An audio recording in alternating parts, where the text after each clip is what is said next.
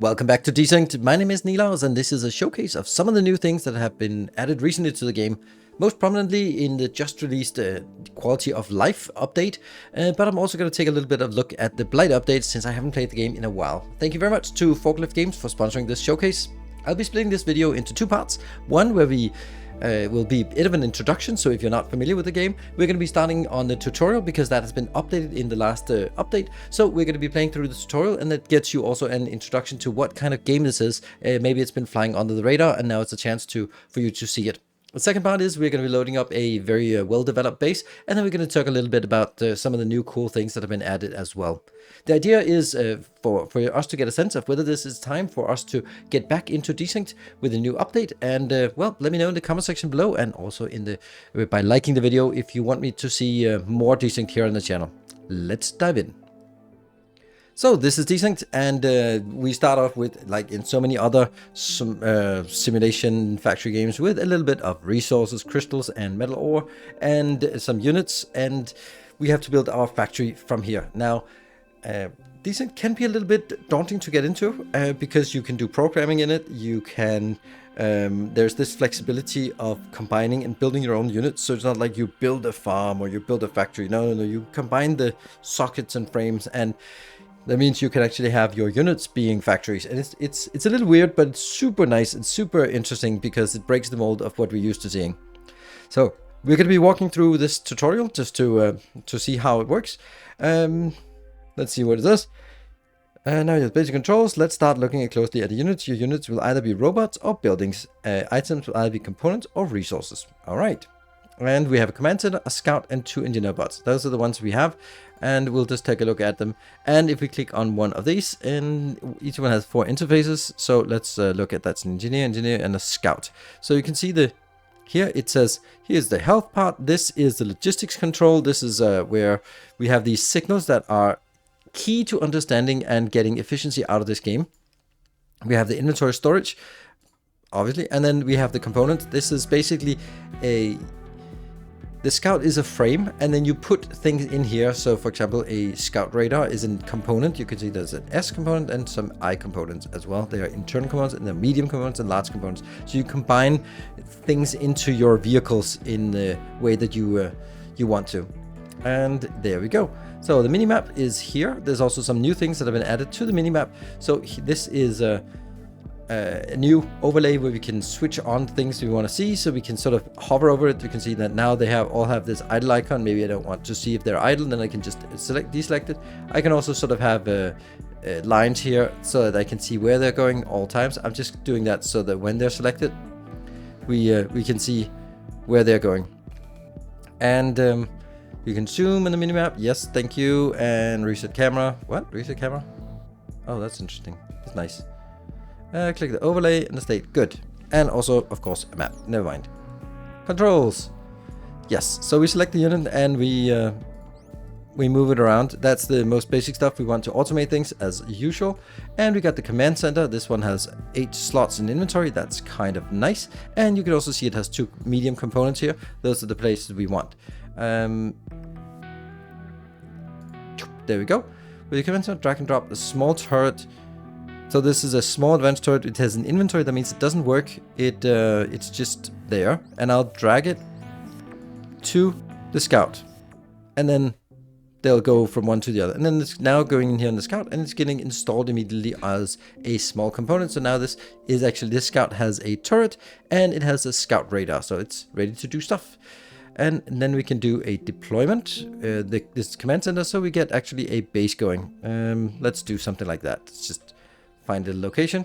So this now changes from just having vehicles to also having a building. There we go. Right. With your command center deployed, you should now. Oops. Oh crap. Never mind. Well, there's a drop pod. Where's the drop pod? There's a drop pod. Cool. And contains a deployer. So this deployer has a building inside of it.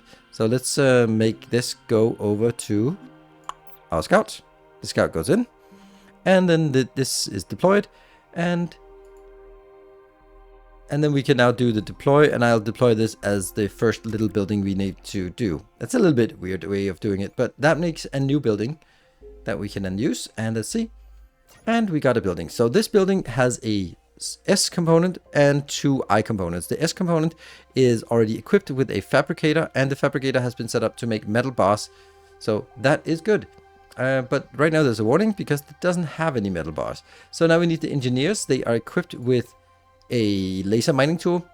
So we need to set them up and start mining them. So I just click on the resource, then they will go up here. And when they are full, you can see that the runners, the 2 small ones here, they'll go back and forth and just bring it into anything that is inside our logistics network, which is what we see here, and then bring it over there. And you see, so click the command center, and we can see that we have this medium components, yes, and they can be into sockets, so small, medium, large, and internal. And there are some things that require a large socket, some require a medium socket. You can always put a smaller in a big one, but you can't obviously do the other one. And let's take a look at our engineer that's currently not mining. Okay, so the other engineer, where's the other engineer? Didn't I have 2 engineers, right? Where are you?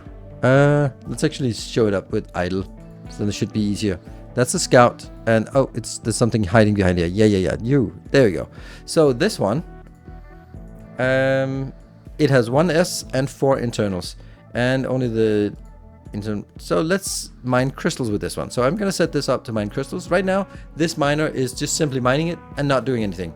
It's just setting it up. Second component is the fabricator. The fabricator can make simple resources, so we can just take that one, and it's a small component. We put it into a medium socket, so no problem. Here are some examples of what it is. Now there's nothing set. And here now it's set to metal bars, here it's set to make another fabricator, and here we can just right click to remove it. You can see that these things here are also just pointing down. This is a visual so that it actually displays. You can see here it says whatever you're mining, display that as an icon up here, which is really nice. Nice little thing here. And the fabricator, change number, proposed. Okay, choose fabricator. So we want to make 3 fabricators. Here I make 3 fabricators, 1, 2, there we go. So that gets started. That means they now bring the components from here and in there. So now it's time to start building our own buildings. So we got a B menu here, and we only have this small one that's a 1x1 building, and it has 1 S, meaning it has 1 S component. It also has 2 I components, but that's so let's make it over here. I should also just take, oh, look at that. That actually has a lot of things. I'm going to drag these in here because why not? Then we get rid of that. Select a new building, and then when we have a new building, we can actually use the request button, and then we request a fabricator. Then someone will bring over a fabricator, and then we can take this and just say, you just continue to make infinite amount of metal bars. Nice. There we go. We can make more of those. So I'll just copy and paste, and then I can make another one, and I can make another one, because why not? Let's make a few of those. So we got this one done, and this engineer is struggling to keep up, and the other one is just idling. And so we now need to make some other ones. That is here. Then I can do a copy, and I can paste it here. But now it will also copy the production setup. So I want to make sure that I actually, where do we have that? Shouldn't we have more of those? Oh, we don't. Okay, so this one is missing a fabricator, so we need to make more fabricators. Ah, right, that one. Just don't make a fabricator here, and make more fabricate. There we go. Make more fabricators. That should be getting it in here. There we go. But I'm going to be changing this recipe and then making it into metal plates instead. And let's just make a few of these as well. There. Don't know if that's a good idea. Let's abort that. Just get 2 of those for now. So far we've been dealing with functionality coming from components that are produced and equipped into sockets. This is primarily the case. Most functions come from components. There is, however, some functionality that emphasizes the strength of frames. Like the command center, at the top of your component section of the interface, you will have 2 elements: the command center itself, a robot factory, and a high-grade capacitor. So you can see here, high-grade capacitor, and that's a robot factory and a high-grade capacitor. This gives us power, because of course we need to manage power as well. Let's get 2 more runners, because those are important for just dealing with all the stuff that we're transporting in our little fledgling base. Now we need to move on, and we need to go up, and the fabricator can only make like really simple things, so we need to get an assembler, which is a little bit more complicated build. It's also a medium component, so let's make one or more of those. And that means we can't do that until we actually have some metal plates, but they're coming in here. You can see how many metal plates are listed in each, and that's just really nice and convenient. And we're going to be equipping that up here. And once we have the required resource, we should considering the uplink. So this is where you go ahead. So we want to make an uplink. That was sort of the normal. We're running through a tutorial, and that was part of the normal quests because you want to make that. We have 10 circuit boards, so we don't really need to make another circuit board, but if they say so, then we will. Use the assembler to make an uplink, so let's make an uplink after this. So we now have the uplink, and we are going to equip the uplink. We have established a connection to the surface, and I have already begun synchronizing our databases. With this, we are now able to research new technology from the tech tree interface. This will help us replace the missing data from the damaged data center. Ah, we're actually supposed to do this. Equip component, there we go. Then that should go away, this one. Ah, that's interesting. Oh well, there we go, and that goes away. So we now have the research tree. So let's get you minimized, and you can see there are 5 different trees: the virus tech, the human tech, the basic, which is robotics, and the alien tech and blight research. So here we have some things we want to get into this one, and that requires metal plates.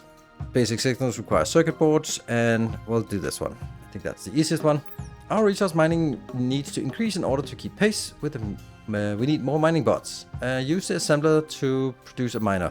Yes, let's do that. Let's do some miners. Let's actually do 2 of those. There we go. And then I'm also going to make 2 of these vehicles to make a mining component.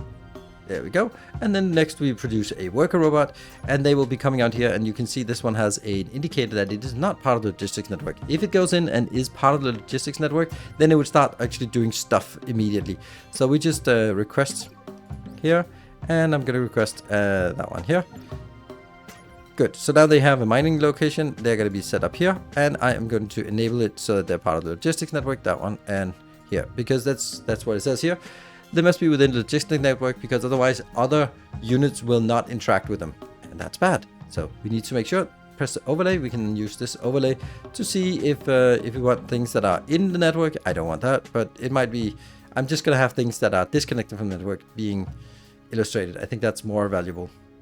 So now it's time for us to build a storage unit, and we're gonna make 2 storage units. I'm gonna make them here, and I am actually going to make another one right next to it. There we go. Because then you can see we can use the store parameter. So this one can be fixed over to store at that location, and you're going to be storing at that location. You're going to be storing at that location. That means instead, when they fill up, instead of going having it just being stuck, then they will actually, if they don't have anything else, they'll go over here and store it. So for example here, I'll store it in the other section.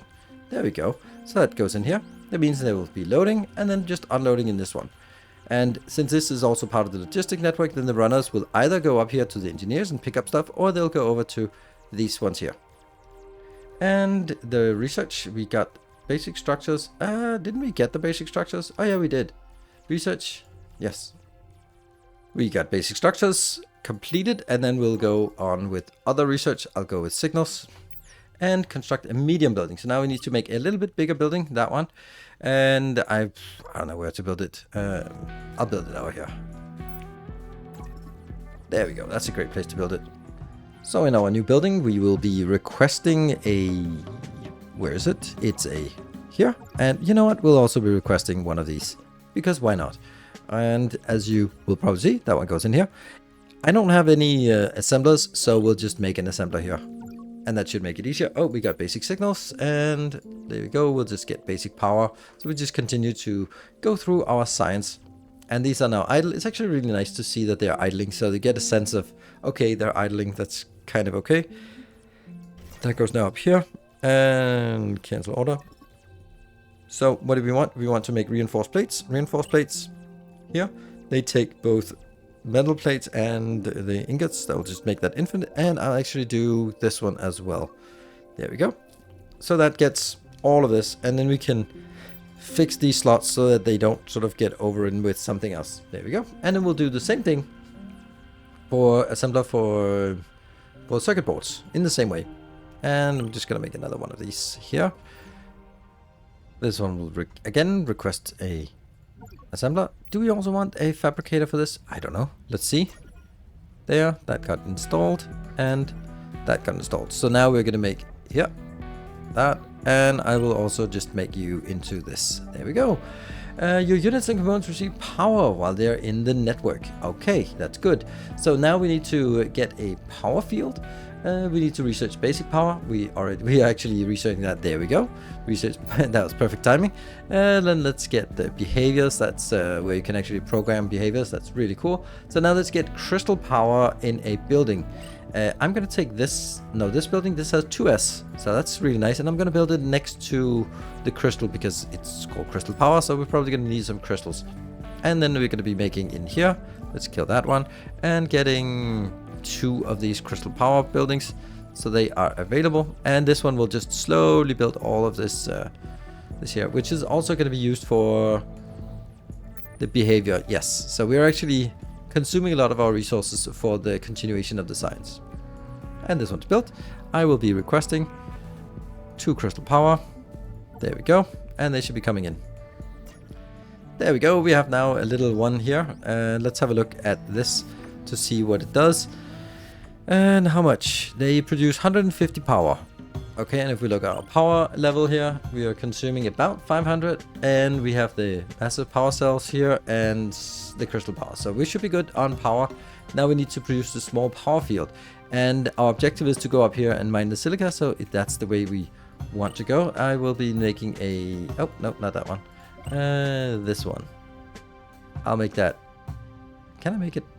Yeah, so I can make it here. And now we equip our pylon, or where is it? It's here, that one. We equip that here. Should be coming in. It's very nice that you can see where their things are being brought in. And you can see now the logistic network has expanded outwards and built another mining pot and set up to silica sand. So we have the silica sand here. So we need more mining pots, and let's take 2 of those. Why not? 2 mining pots and 2 miners. We have the first worker robot here. I will request the miner. There we go. And the other one is right here. I'll also be requesting the miner here. There you go. And then I will get you up here and into the logistics network.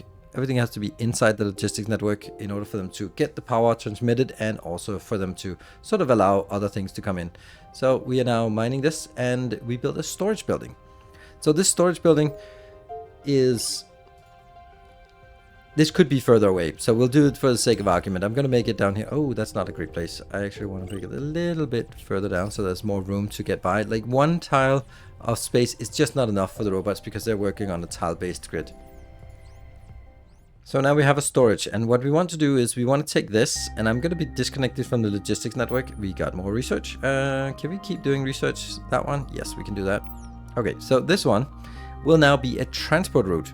So this is transporting from that location into and store at that location. Yes. So it goes back and forth. Unfortunately, as you can see, this is not great, right? It's not super great. You can see it has a little transport route indicator here. The reason why it's not great is because it only triggers from one of them. So it would probably be better to have this signal up here, and then like if you have a transport route, it should be able to have multiple, because now I kind of have to have 2 runners, 1 from each of these. That's a little bit too much. Now the next is our radar, or our scout. Here's our scout. I will just deselect that from the network so it doesn't do other things here. So this one has a scout radar and a little bit of advanced turret, and then it'll be trying to scan things. So if I just sort of roam out here, and then it should hopefully be scanning something. There we go, it's scanning. It doesn't really get anything. So let's just walk around and see if whenever it finds something scanned. Okay, so now it says found something. It's found an explorable. So if I take the explorable and say go to that explorable, then it automatically goes to that one. And ta-da! Okay, stop that. Get back here. What happened? It found an explorable, which just had some items. So let's get those items in here. There you go. And then we can select again. It's found another explorable. So let's go through that one. And it comes up here. Oh no, it just keeps going. There. And I'm gonna just get these items in here as well. And that one. And we'll enable it again. Actually, I think we need a box to store all this junk in. So it's just a random junk box. Structures across the world for data to help advance your technology. You may need to repair them before you can gain access. Exploring them could provide valuable information and resources. And there we have now a explorable. It won't continue because it's not resolved, this one. So we can do this part here. There's like mini puzzles. Yay, we solved it. And unfortunately we can't do it because we have other things. So let's bring you back and unload things to get you back here. And so we can now get more items. I can transfer repaired items and we can get new stuff. Investigating more of these structures would advance our own technology. Excellent. So that's data cubes. Yes. And congratulations. That means we have done the navigation simulator. We have there are enemies, of course, in the game, and now we can start working on the normal ones. So that will just give us a little bit of a sense of how the game works in the beginning. I think that the tutorial is making it much nicer to get into the game, and just yeah, I think it's really nice to get into the game with the tutorial. Now, obviously, the bigger part of this game is about the behaviors and that kind of thing, which isn't really covered at all in the tutorial, but I think that would be too daunting. So let's look in a more mature base and then see some of the new stuff as well. So here we are in a little bit more advanced base, and lots of tech is around here, and lots of new cool things. You can see over here there's a flying unit. They're pretty cool, these flying units. Also not super easy to get, but these flying units, this is one of the things that has been added, is that you can sort of, when working on logistics network, you can set it up to only do flying carriers. So if there might be some places you can't reach with normal units, so that in the middle of a big cluster, you might want to just only have flying units take care of that. We've also been looking at this part here already, and we can just go like super insane. Yeah, that's not really helpful, is it? I'm just gonna do it with the selection. I think that's a good way, so that when you select something, it'll tell you what is it actually doing. Like, okay, so this one is interacting with something, and then go somewhere else. So that's pretty neat as well. Here we have a new building. This is the alien factory that's been added, and it can do, well, surprise surprise, alien tech. So phase turret and drain turret, some decryption, some stealth, and some teleporters, and also a unit teleporter. So it adds some new alien cool technology here. If we look at the tech tree just to get a sense of it, the blight tree has been fully expanded, and I have not played with this at all because, well, maybe like a little bit of it in the beginning, because this was not really expanded when I played it last time. The alien tech, this is what we just talked about. You can see that some of the things are not in research because this multi-cube is not in the game. So if we look at it, let's see, can I just not expand it? Yeah, so all the stuff that isn't done here is because it's simply not implemented in the game yet. You can see here multi-cube doesn't exist. Over by humans, you also need multi-cubes, which doesn't exist, and over the virus, that's also multi-cube that doesn't exist yet. So this is still early access, so lots of things are being added, but we can see that things are definitely sort of expanding here, and very valuable to get into that as well.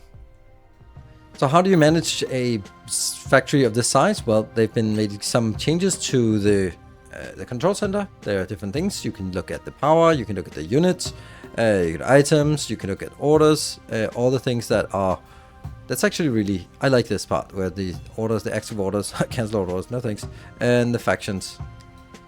That's something that's probably being added later on in a different thing. And here you can of course use the search bar. So I think this is really neat that we have a little bit more control of what the hell's going on. You can also just, if this is a little bit too overwhelming, take that out. But you want to see that there's no crystal power. There's always, like, crystal power is always super awful, isn't it? Yeah, in the simulator, there's also a little bit of a change. So you can see here, if I hover over the blue things here, I can see what recipes we've discovered, the green ones, what we've discovered, and the purple one, which ones we've discovered. So that just gives you a little bit of sense, because I honestly forgot which ones we had and which ones were available and how they were set up. So that's also another little thing here. So as you can see, there are a number of convenience updates also just on the blueprint that's been improved a little bit, so that's also easier to add new blueprints or manage your blueprints, because blueprints are an essential part of scaling up. So I think that the main part is the tutorial makes it easier to get into the game if you're brand new and haven't gotten into it yet, but the and when you've been playing it for a while and you build a big base, then particularly this part here, it's going to be super handy to illustrate what you want to see and what you don't want to see, and like stale orders, I think that's super amazing to take a look at that, and makes it a lot easier to manage the game, because it's one of the things that was really hard to sort of, when you're looking at this base without any of the overlays, it's really hard to see what is not working. You can see up here it's crystal powder because it's always crystal powder, isn't it? And yeah, so that's a lot of the new things. If you are interested in playing it, then do check it out. It's still on Steam, and it was this new update came out, the quality of life, and there is a continuation of more updates being added. As we saw in the tech tree, there was lots of things that are still not added yet, which will be added over time, so you can continue to build up your base. And thank you very much to Forklift Games for sponsoring this showcase video. If you want to see more Desynced here on the channel, then let me know in the comment section below. Be sure to hit the like button and consider subscribing to the channel if you haven't already, so you keep up to date with all of the factory games that are here on the channel. Until next time, take care and stay effective.